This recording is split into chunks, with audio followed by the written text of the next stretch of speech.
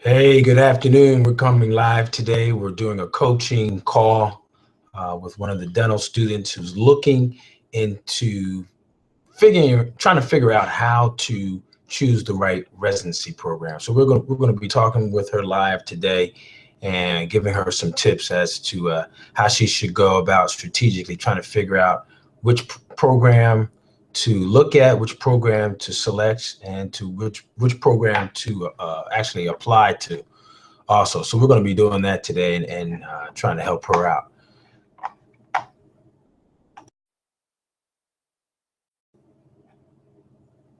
All right, so let's give her a call.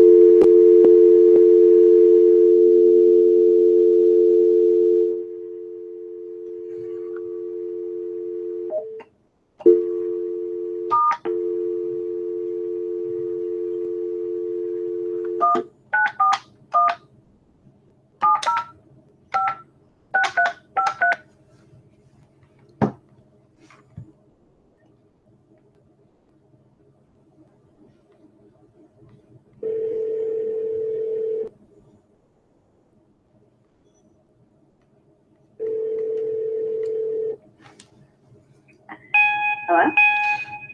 Hey, Doc, how you doing? This is Dr. Hayes. How you doing? I'm good. Hi, Dr. Hayes. Thanks for calling. I appreciate it.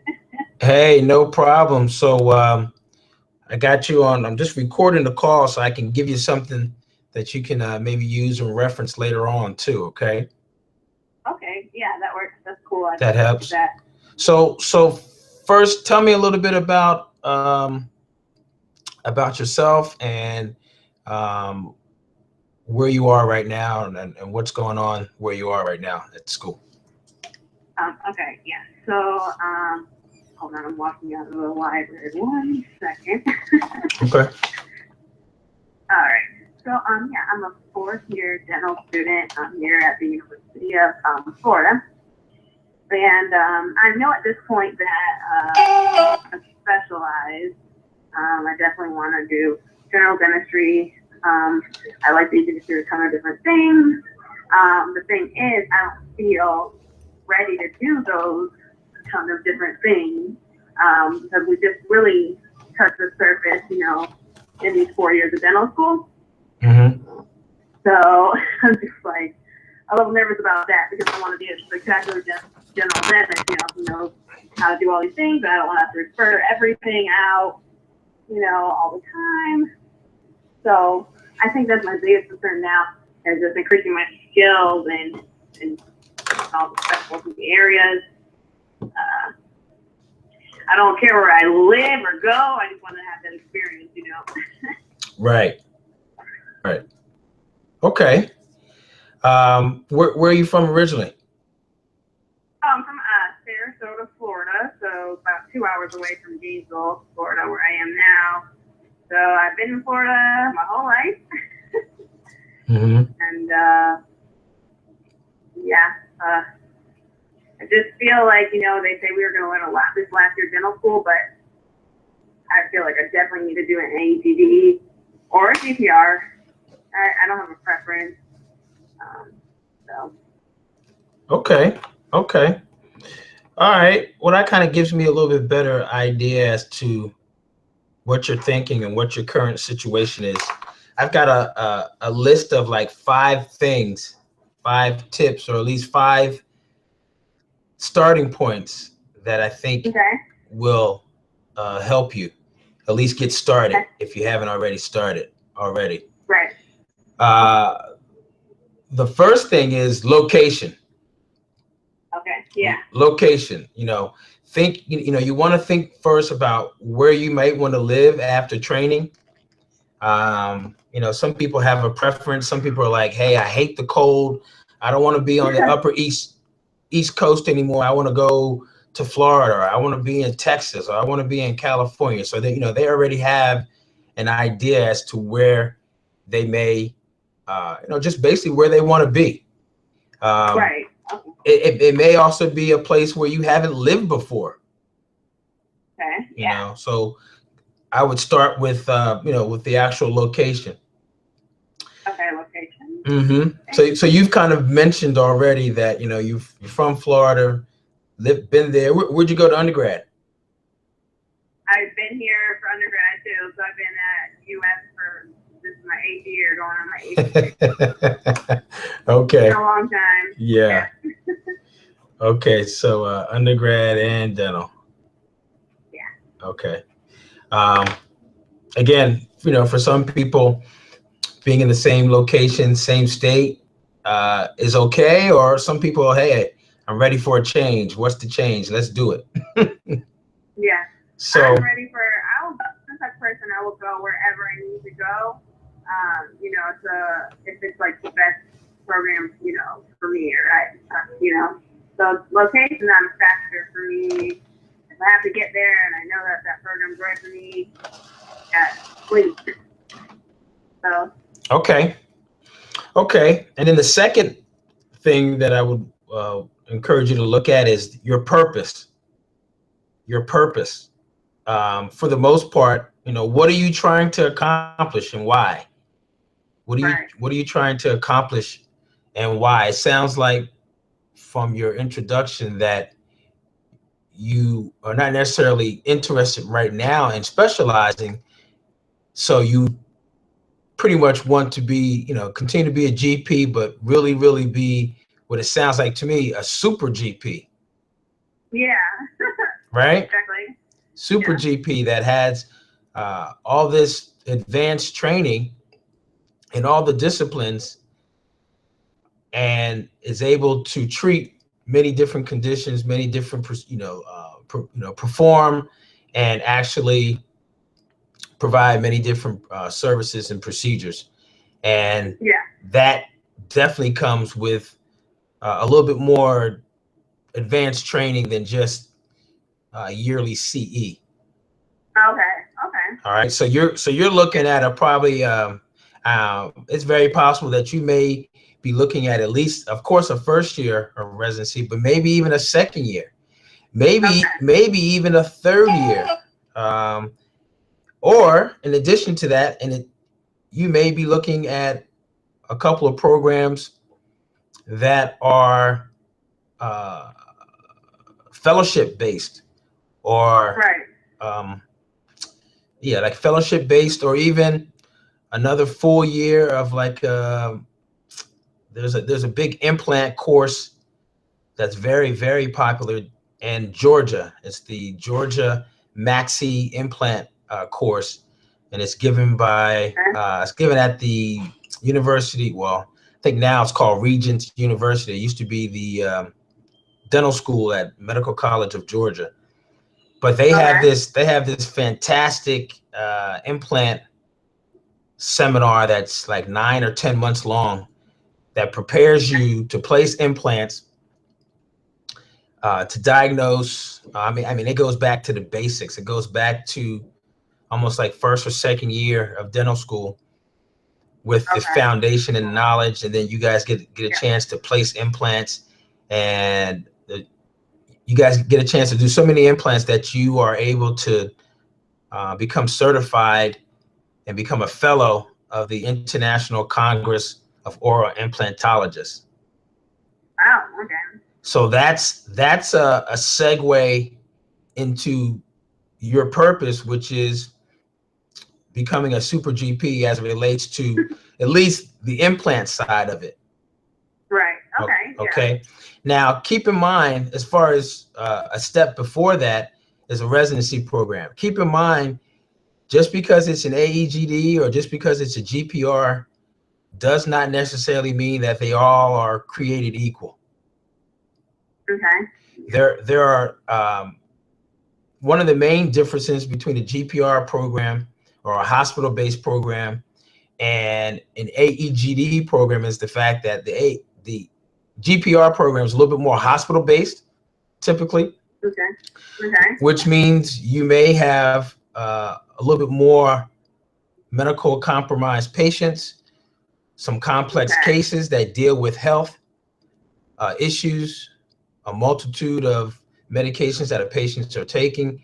Some patients, have been admitted to the hospital several times, but just like everyone else, they still have some oral health needs that need to be managed both medically and then also dentally also. Okay. So that going to a program or selecting a program like that will give you that experience so that when you have patients in your practice that walk in with the same type of medical conditions, you have a step up on knowing how to manage them in your office. Okay. All right. So that's one of the things to consider about the GPR programs, that they're hospital-based and that you'll have rotations in what we call family medicine. Okay. Where you'll learn how to do a diagnostic workup or physical exam on a patient, the whole entire systems. You also will have the opportunity to have an anesthesia rotation where you go to with the anesthesia department, and you'll learn and be assisted and assist the anesthesiologist in that aspect of hospital dentistry. Okay. I know as a resident many years ago here at Bronx Lebanon, one of the things that I really enjoyed was that anesthesia rotation, because we got a chance to learn about starting IVs. All right. Oh, yeah. We learned all about being in charge of the oral open, making sure that the airway is open and for those OR cases. And we also learned how to do some intubations. Not to say that you're going to be doing that in private practice, but still you just basically get to learn how all the management that goes into making sure you have an open airway and even the whole notion of IV sedation, but it's really general anesthesia also. Okay. All right. So those are some pluses about the actual hospital rotation. I'm sorry, the hospital-based GPR programs. As far as the AEGD programs, they are similar, but a little bit different. They are typically more school-based programs. Like I know University of Florida has an AEGD program. Right. And those programs, in addition to the GPR programs, you'll have case conferences. There's probably a journal club that you'll be a part of, just similar to what we have here, the GPR program too. And so it's a little bit more. You'll still have patients that have some, medical, significant medical histories, but it's a little bit different as far as there's no rotation in anesthesia. There's no rotation in family medicine. It's more clinical based as it relates to what we are trained to do in dental school. Okay. Now, as it relates to being a super GP, which sounds like your purpose, you may find the best of both worlds in a program. I've known maybe a couple of people that have done both, that have done a GPR program or AEGD program or vice versa. Not to say that you should do one, but for whatever reasons, their purpose and what they were trying to accomplish, they wanted both sides of the spectrum. Okay. So, like I said, all programs are created equal. For example, there are some GPR programs that are really heavy oral surgery based, and there's some programs that are very heavy implant based. Right. But those are just one or two components of everything that's done in dentistry. If you're taking out teeth and you're placing implants, you're not getting a lot of expertise and confidence and experience in endo. Okay, yeah. Same thing with pedo or even maybe perio surgeries. You may not be getting a lot of that other things that are more part of the comprehensive care. So that's why defining your purpose is so important, because that'll tend to get you more towards those programs that maybe have more of a comprehensive care type of model. Okay. Yeah. All right. So more of a comprehensive care model. And keep in mind too, whatever program you decide to do, a GPR or AGD, and I've had some candidates that are applying to both, so that may be something to consider. By no means is it going to be the end of your training. You're probably going to be, you're going to constantly be training beyond the first and second year of your residency. All right. It's just part of what we do in dentistry as far as lifelong learning. Okay. All right. So, but you want to have a great foundation to get started. Dental school is one part of that foundation, but the residency program is another part of that foundation. You'll find that, what it takes you to do on one patient and 2 times a day, you would have already finished 5, 6, 7 patients already. Okay, so you do recommend doing one of these, not just going into practice or corporate or something like that. Right. Okay. I've got a video on the 9 reasons why a postgraduate dental residency is not optional, meaning you need to do it. And there's 9 different reasons why. And we can talk a little bit about that later also. But one of the reasons is because you don't know what you don't know. Right, right. I mean, you have some foundation there at school, but until you get into a situation where you're like, oh, wow, what am I supposed to do? You won't know that until that happens. So residency is a great place to be able to build your confidence, but also build your repertoire of being exposed and having more experiences in certain procedures. Like for example, right now, how many? What's the requirement at your school for endo cases? Well, we have to have like 1 case per semester. This semester we have to have 2, but that's the only semester where we've been asked to have 2 since we started clinics for 2 years. So when you graduate, you're supposed to have how many endo cases completed? I want to say 5 or 6. Yeah. Okay. That's required, yeah. And are they anteriors and posteriors or just 5 total? Yeah, you have to do an anterior premolar, you have to do a molar for competency. So, yeah, all of them. So, you're going to be graduating in school having done 5 root canal cases. Right. So, at any worst case scenario, that's, 15 canals. Right. Yeah. So one of the things that a lot of private practice, one of the things that you'll find in private practice is, as an associate, whether it's in corporate or a solo practitioner, they're going to want to know a couple of things. And one of them is, how proficient are you in molar root canals, and how long does it take you? Okay.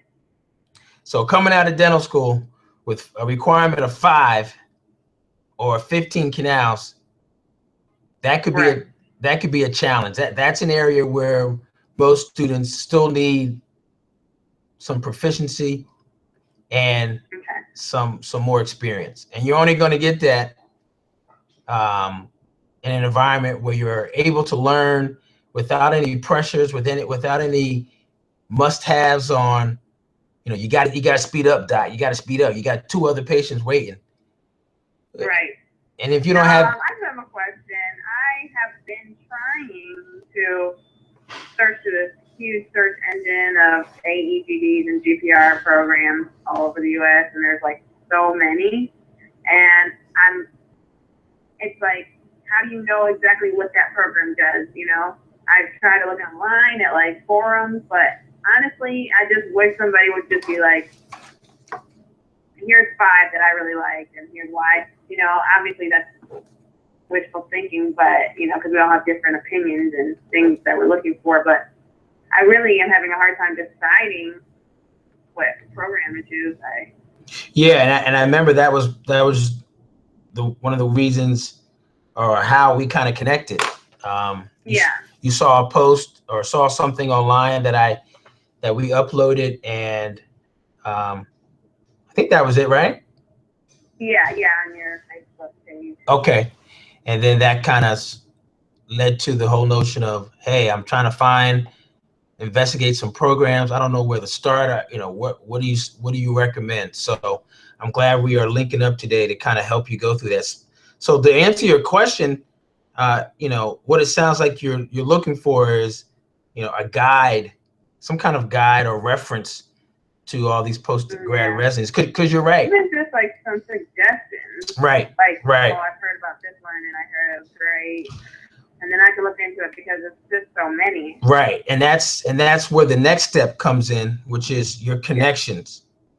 The next step is your connections. You know, you've got a database of recent graduates, whether they be at your school or maybe some other friends that you've come in contact with that are at other dental schools that have graduated, or maybe looking at, you know, like yourself, looking at programs.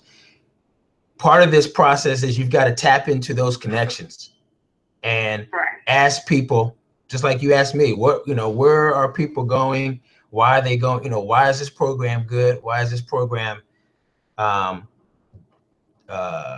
different? How is it different? But also asking them, you know, and getting them to give you some feedback about those experiences that they had. That's why it's so important to be connected to organized dentistry, even as a student, whether it be ASDA or the NDA or HDA or American Academy of Women Dentists, you know, whatever it is, because that's where you're going to be able to connect with people that are either in your same position or a year or two ago was in your same position, and now they've done a residency or finishing up a residency, and they can give you some insight. So the connections that you already have, you know, you're going to have to tap into them and ask them some questions too, because you're right now there's a big void in the marketplace because there is no guide to, you know, no one's put together a guide to residency programs. And that's one of the things that we are in the process of starting up right now, is putting together a guide of, like, you know, what are the top, you know, there are close to 300 GPR and AEGD programs in the country right now. All right. 300, I think it's like 299. And they are so similar and they are so different. So that's why it's so important that you go back to the first two steps, which is location and purpose, because then that helps you kind of sift through ones that you're going to start to look at. Because otherwise, you know, you can't do a whole list of close to 300 programs. It'll take you forever. Yeah, the application will be closed by then. Right. So that's why you have to add that third step, which is your connections. Now, do you have some seniors that have graduated or people that you know from other schools that are been through the process or going through the process? Yeah, I've kind of already worked on that step there. I've talked to, I mean, I don't know a ton of dentists that have went into AGDs, but the 2 or 3, I guess, that I've called and said, how did you like your year there? You know, because they're wrapping up their year there. And none of them sounded like what I wanted. So that kind of stopped me in my tracks there in terms of my connections, because, I mean, I guess I maybe didn't network as good as I should have my first couple years of dental school, but like a lot of students that left, I only know like 2 or 3. So that's why I'm kind of reaching out a little farther. For example, you, and just trying to make more connections. Yeah. Well, you're on the right track. You're on the right track. Yeah. 2 questions I have with regards to connections. Number 1, if a guide were to come out and be offered, what would be the ideal way to receive it? Would it be like an ebook? Would it be a video series? Would it be, you know, a pamphlet? What's the? It could be really anything. I mean, you know, it could be honestly a blog with each one, and a resident from the program just talks a little bit about it honestly and openly, or it could be, you know, a book of like short quotes from residents that have been in that program, you know, what they do every day, you know, like a short list of things that they do every day and what they got out of the program, and something they would change about the program, like 3 questions for, you know, from a couple residents in a book or a blog or anything. Okay. You know? Yeah. Okay. And then the second question or comment I have as far as connections, have you ever been to, are you part of SNDA or any of like ASDA or anything like that? Yeah, I'm an SNDA. Okay. Every year, now, is your chapter, you all have a large chapter in Florida? I think that we do. I mean, you know, I don't know what large is. I think we're in the middle, like, no, we're in like the middle division. I think I've heard our president say before. So we're not like the largest, we're like somewhere in the middle range. Okay. So you're like a medium size. How many students? Yeah. How many members of SNDA would you say there are at your school? I would say we probably have like maybe not all the active, but maybe 50, and then like active probably like 25. I think we're like medium. Okay. The reason why I asked is because that's probably going to be one of your main resources, right, as far as connections and finding out more information. Every year, the SNDA has a national convention that's in connection with the NDA, which is the parent company or the parent organization. Right. You've got to go to those meetings, or at least the one that's coming up in July, so that you can network not only with current students but also other new dentists. I'm on one of the committees, and we are putting together, kind of revamping some of the programming for the students and then also for the new dentists. But there is a separate new dentist conference that's in connection with the overall convention, and it's not too far from you this year. It's in Atlanta. Right. And it's in July, and you may want to, I can give you a website and stuff to look at. It's actually NDA New Dentist with a S.org. NDA, National Dental Association, NDA New Dentist with a S.org. And you can also and you can also go to the SNDA net, SNDA net, net.org, and actually kind of see what they're planning. But again, this goes back to connections. You're going to meet students from all over the country, from Florida, well, of course from Florida, but from Tufts, from Harry, from LSU, from University of Texas, Houston. You'll meet students from Georgia. You'll meet students from University of California, San Francisco. I mean, just all over the place. And they are going to be a source of information for you too, but also, you know, now they're going to be part of your network. In addition to that, we have new dentists or students that have graduated that have been out less than 5 years. And we've created a group within the overall group just for that purpose, to make sure that you all have the resources that you need as you transition from being a student now to being a new dentist that's been practicing, that just graduated within the last 5 years. So that also is going to be very, very key and very helpful for you to get that information from those people too. Okay. I also have another question. Is applying to like 2 or 3 basically like suicide? Like, I hear a lot of people are like applying to like 10. I mean, I'm probably only going to apply like 2 or 3. Honestly. How many? Good question. How many dental schools did you apply to? 7. How many of those 7, how many interviews did you get? 3. Okay. And of those 3 interviews, how many acceptances did you get? I got 2. All right. So you did pretty good. You did 50% on the application. You got an interview, and then of those interviews, you got you're close to 70% on the acceptance, right? So that kind of answers your question with regards to residencies. All right, there are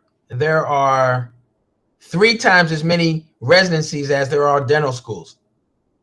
Okay. Dental schools, there's what, 67 now. It's getting ready to be 68. There's a new school in New York.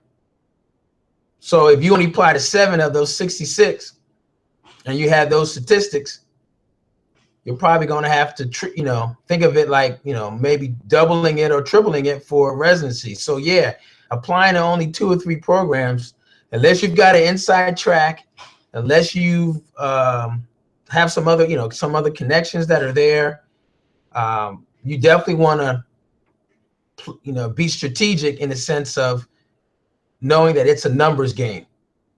All right, because you can apply to 3 programs, but what if you don't get any interviews? Right. Which you didn't. That would not be good. Right. Which you, of the 7 that you applied to, you didn't get 4 interviews. Right. Okay. So. All right. That answers that question. Yeah, you definitely want to, make it such that apply to programs that you're either interested in, and that comes up. That leads me to my next thing, which is making a list. Making a list. Once you've kind of made your connections and you've heard about some programs that other people have been applying to, or some people that have been at certain programs, then you want to start making a list as far as location, purpose, and then your connections. You can start to formulate a little bit of a list, and then you can start the next step. The 5th and final step is, doing the research. Actually, all right, I got my list of 20, so to speak, based on where I want to be, based on the purpose or what have you, and based on some recommendations from some other people. Now I've got my list. Now I can start to research, because what you may find, Doc, is from that list of 20, you may only, once you do your research, you may only find 5 programs that you kind of are interested in. Right. Because remember, there's close to 300 programs. Okay.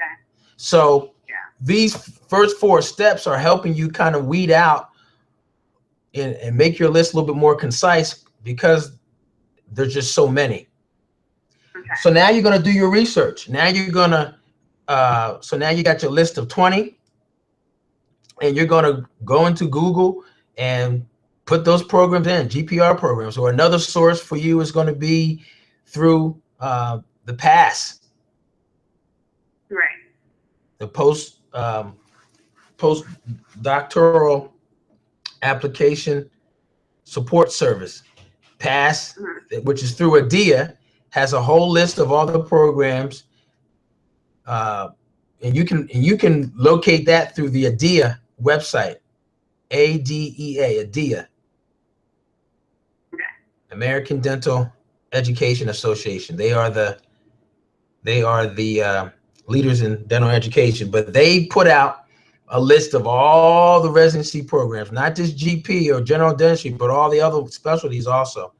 But you want to do your search, and there's a couple ways that you can do your search. You can do your search via GPR programs or via AEGD programs. You can also do it by state, and they have it kind of listed both ways. But now you're doing your research and you're going to that list through ADIA and PASS, and you're looking for a website or a listed website that's, or I should say a working functional website. And from there, you can start to dive a little bit deeper into the programs based on the information that they have listed on the website. Right. Now, even that's could be a little bit of a challenge, only because two things: not everyone has a website, Right. Which they should. Yeah. Or you still won't get a good overall. Get like an honest truth. I feel like on those websites they're gonna tell you. Yeah. I mean, you won't really get a true feeling for a program just on looking at it online. In order to really get a feel for it and this is what I recommend to students that are looking at programs, especially during this time between third and fourth year, is once you've done your research and you find, say you picked 5 out of that 20, the next step is to really go visit. Okay. Go visit the program if you can. I know you're probably How important is that for the program, seeing that you came there, visited them, versus you just getting some information about them? Is it important to them as well, or? Well, I can only speak on what it is for us or for me in our process. Yeah. I can tell you, probably more than 80% of the people that have come to visit the program have not only applied, not only got an interview, but also became a resident at the program. Okay. Cool. And you're in Lebanon. I know there's a bunch of those programs. What one did you do? So I'm here at Bronx, Lebanon in New York. Okay. All right. There may be a lot of hospitals that have a Lebanon, as part of their name. Yeah. But this is my home residency. This is where I did my GPR after dental school. Okay. So I think I know somebody that's there named Marcus. Who? I think Marcus Dean. Yeah, Marcus John. Yes, that's right. Yeah. He's here. High school, college. You guys went to high school and high school together too? Yeah. I think middle school even. Oh my goodness, are you serious? Look, see, there you go. Step number 3. You got a connection right there. Yeah, I know. He's been great. He's been helping me a lot, getting other connections to other places, and everything. So I mean, you've got a bona fide resource right there, because not only I know I've been trying. Because he's, as part of his process, he looked at other programs too, if I'm not mistaken. Right. So he can tell you, or continue to help you with that, that whole notion. But visiting the program I think is key, not only for, I think it's key on both sides. For us, it tells us, you guys are interested, or that you're taking the whole process very, very seriously, because it's not easy to just kind of get up and leave school for a couple of days to travel to go check out a program.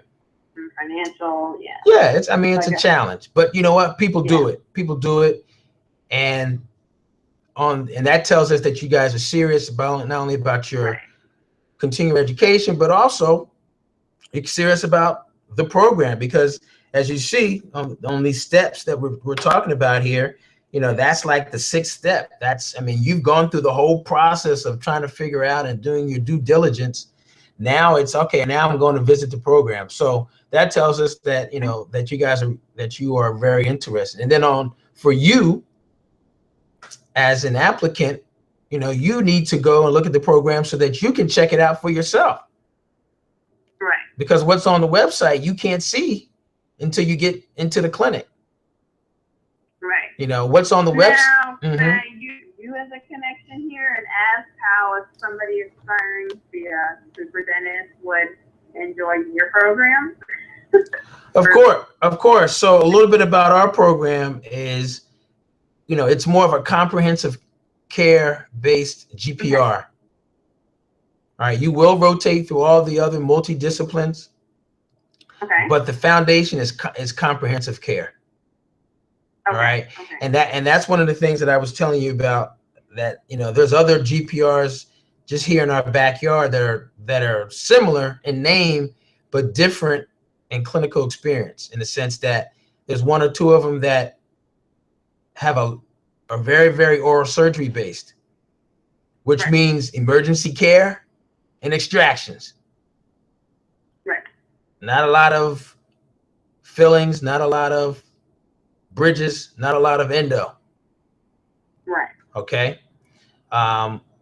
And then on the flip side, there are some other programs that are really, really heavy implant based. There's one program where one of the attendings, I'm not sure if he's an oral surgeon or not. I think he is, but I think he's like one of the highest paid attendings, or and I'm not sure if he's the chairman of the department. I don't think he's the chairman of the department, but he's like one of the highest paid attendings in the New York metropolitan area, primarily because the volume of implants that he places on a monthly basis. Okay. So that part of that GPR program is very implant heavy or implant based, just because that's kind of like the niche, or that's the area and that direction of where they are at the hospital. That's another thing that you want when you're doing your due diligence. You want to find out a little bit about the mission and the purpose of the hospital, of the program too. For example, us here at Bronx Lebanon, one of the things that makes us a little bit unique is the sense that we are in the poorest congressional district in the U.S. Okay. And for a lot of people, for a lot of people, we are the safety net as far as oral health and overall health, meaning the hospital is one of maybe two places, if that they can go to in seeking care for oral health and physical health, overall health. So, right. So we're pretty much a hospital of the community. Oh, yeah, I like that. Yep. So with that in mind, you're not going to have a lot of fancy cases, so to speak, or cosmetic cases, as far as veneers, or maybe a whole lot of implants. Doesn't mean that those types of cases and those types of patients don't want them. It's just that they have to figure out how to, maybe afford and get those types of cases, because the insurance won't cover it. Right. But we have residents every year that are placing some implants, restoring the implants, and then also doing, some cosmetic cases as far as veneers or full mouth rehabs, Yeah. But also, Marcus mentioned that you can get like grants or like help them financially and do interesting cases if you want. Yeah, we're a teaching hospital also. We're a teaching program. Yeah. So, there are some instances where patients can come in and part of the case can be reviewed and approved to be a teaching case. Right. So it's a win-win for both the patient. They get the treatment that is needed, or the best treatment that's needed, and then also as far as the teaching and learning aspect, you get that experience as a resident. Right. Cool. Okay. Yeah, I'll be looking out for that. Yeah, you need to apply to the program. Yeah, I think I probably will. I talked to Marcus about it. I'm just trying to, add my other 2, 3, 4 to the list. Yeah, and if now one thing that's unique about New York is the fact that we probably have in this metropolitan area, New York, New Jersey, and New York is big as far as Manhattan, Bronx, Brooklyn, and then you've got all of the rest of the state, upstate New York, and throughout the state. We probably have about a good 60% of all the GPR programs in the country. That's awesome. Yeah, big area. Big area. Much from Florida.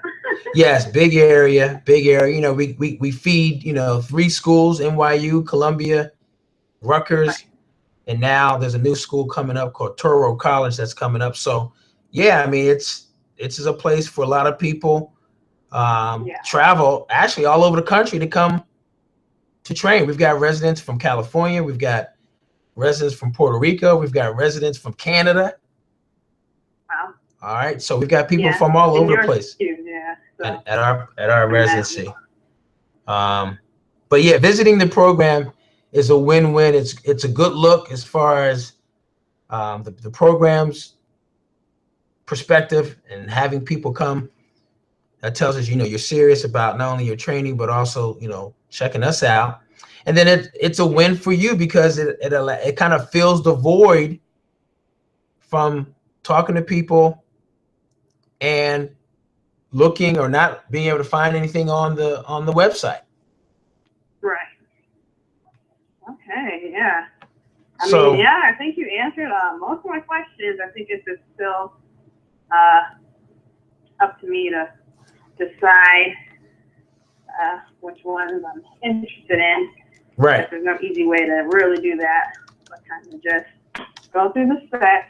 So Yeah, and just keep in mind, quite honestly, even after a year or two, you're still going to be having to continue to learn. It's lifelong learning.